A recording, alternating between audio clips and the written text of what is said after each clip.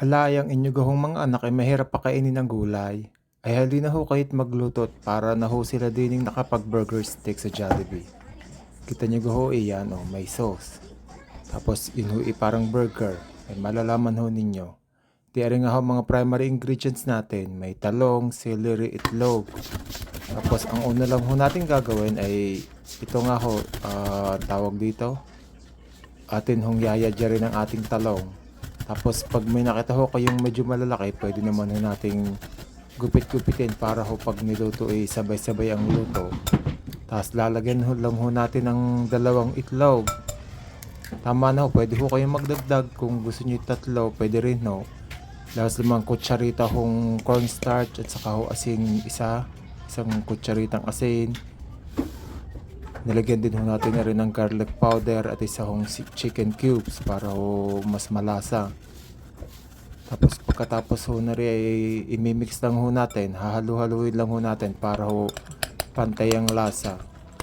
Dapat ho yan matagal ho nating haluin para ho tunaw na tunaw ho ang cornstarch at pantay na pantay ho ang lasa. Tapos nilagyan din ho natin rin ng celery, chopped celery para ho mas healthy at mas masarap. Tapos ang susunod lang ho natin gagawin na ipiprito. Ang ginamit ho para natin dito ay olive oil para mas healthy.